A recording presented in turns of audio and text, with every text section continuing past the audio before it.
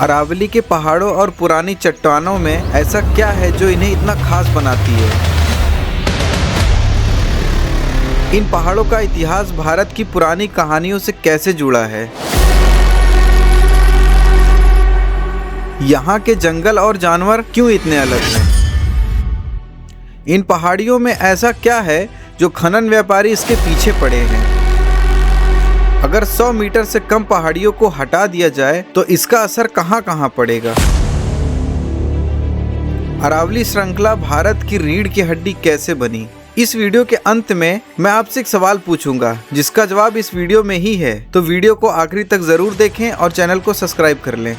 सोचिए, ऐसी पहाड़ियाँ जो दुनिया की सबसे पुरानी पहाड़ियों में से एक है, हिमालय से भी बहुत पहले बनी। ये है अरावली पहाड़ियाँ जो दिल्ली से गुजरात तक फैली है, जैसे कि भारत की रीढ़ की हड्डी मालूम पड़ती है। लेकिन आज ये मुश्किल में है। गैरकानूनी खनन, शहरीकरण और गंदगी इन्हें धीरे धीरे खा रही है। दोस्तों, अरावली उत्तर पश्चिम भारत की सबसे बड़ी खासियत है। ये दिल्ली के पास से शुरू होकर गुजरात के अहमदाबाद तक करीब 670 किलोमीटर लंबी है। हरियाणा और राजस्थान के 6 जिलों से होकर गुजरती है और थार रेगिस्तान को ऊपरी मैदानों से अलग करती है। ये पहाड़ हिमालय जितने ऊंचे नहीं हैं, पर ज्यादातर ऊंचाई 100 मीटर से कम है। लेकिन सबसे ऊंची जगह माउंट आबू की गुरु शिखर है जो 1722 मीटर ऊंची है। अगर पुरानी चट्टानों की बात करें तो अरावली लगभग 2 से 2.5 अरब साल पुरानी है। ये पुराने जमाने में जमीन की प्लेटों की टक्कर से बनी ये ग्रेनाइट और नीस वाली चट्टानों से बनी है। ये खनिजों का भंडार है, जैसे जिंक, तांबा, संगमरमर और भी कीमती धातुओं का भंडार है। और यहाँ पुराने समय से खनन होता आया है। साथ ही लूनी, बनास,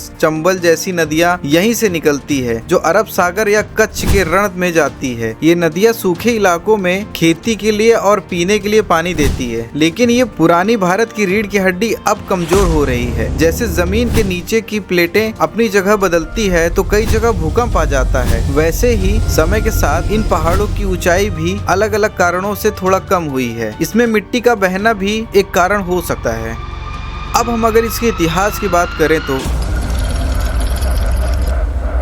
अरावली का इतिहास भारत की कहानी जितना ही पुराना है। लगभग 4000 ईसा पूर्व से सिंधु घाटी के लोग यहाँ तांबा और टिन निकालते थे। कालीबंगन और तोशाम हिल्स जैसे जगहों के निशान मिलते हैं। गणेश्वर जोधपुरा के लोगों ने यहाँ से तांबे के पहले औजार बनाए। मध्य युग में ये व्यापार के रास्ते और रक्षा की दीवार बनी। राजपूत राजाओं ने इन्हें रणथंबोर, चित्तौड़गढ़ जैसे किलों से सजाया। अरावली ने राजस्थान को रेगिस्तान हमलों से बचाया। और जब अंग्रेज आए तो इस पर खनन और बढ़ा दिए। लेकिन आजादी के बाद ये प्राकृतिक की निशानी बनी। ये पहाड़ सिर्फ पत्थर नहीं, हमारी पुरानी यादें हैं। जैसे माउंट आबू के मंदिर और झीलें आज भी लोगों को बुलाती है। लेकिन इतिहास बताता है, अगर बचाया नहीं तो हम इसे कभी नहीं देख पाएंगे। हमारी आंखों के सामने ये चली जाएगी। अरावली का जंगल और जानवरों का घर बहुत ही कमाल का है। ये आधे सूखे जंगलों, झाड़ियों और घास के मैदानों से भरे हैं। यहाँ हजारों से ज्यादा पेड़ उगते हैं। ये सिर्फ राजस्थान के लिए ही नहीं, दिल्ली के लिए भी ऑक्सीजन सिलेंडर का काम करती है, जो हवा को साफ रखती है और मौसम को ठीक रखती है। और अगर जानवरों की बात करें तो तेंदुआ, धारीदार गीदड़, नीलगाय, मोर, भालू और भी जंगली जानवरों को यहाँ पर आशियाना है। सरिस्का टाइगर रिजर्व और रणथंबोर नेशनल पार्क जैसे सुरक्षित इलाके यहाँ पर हैं। दिल्ली रिज का असोला भट्टी वाइल्ड लाइफ सेंचुरी शहर के बीच जंगल का रास्ता है। दोस्तों, ये जानवर, पेड़, पहाड़ियाँ सिर्फ राजस्थान के नहीं हैं, पूरे देश के हैं। अरावली आज मुश्किल में है। शहरों के फैलने से, गैरकानूनी खनन और गंदगी से इलाका लगभग 47% कम हो गया। शायद आपको ना पता हो, 2025 से पहले 2004 में भी इसे तोड़ने की कोशिश की जा चुकी है। पर 2004 में MC मेहता ने भारत सरकार के खिलाफ केस दायर किया था। MC मेहता एक पर्यावरण एक्टिविस्ट थे जिन्होंने अरावली के खनन को रोकने के लिए सुप्रीम कोर्ट में PIL दाखिल की। फिर अरावली की पहाड़ियों को बचाने के लिए सुप्रीम कोर्ट ने एक बड़ा फैसला लिया था।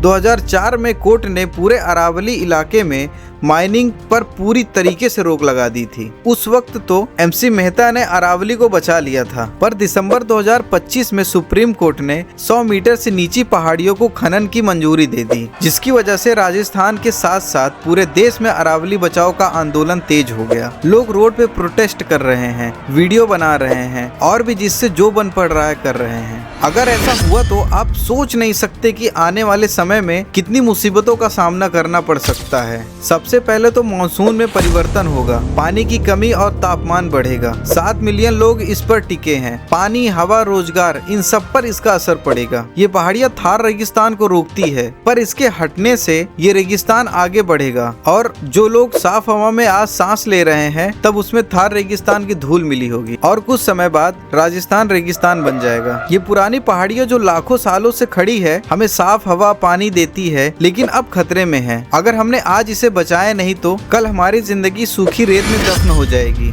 तो मेरा सवाल ये है कि हमें क्या करना चाहिए अरावली को बचाने के लिए। मैं एक एक कमेंट का रिप्लाई करूंगा, मुझे कमेंट्स में बताओ और ये वीडियो को उनको भी भेजो जो अभी भी इसके बारे में नहीं जानते और चैनल को सब्सक्राइब करना ना भूलना।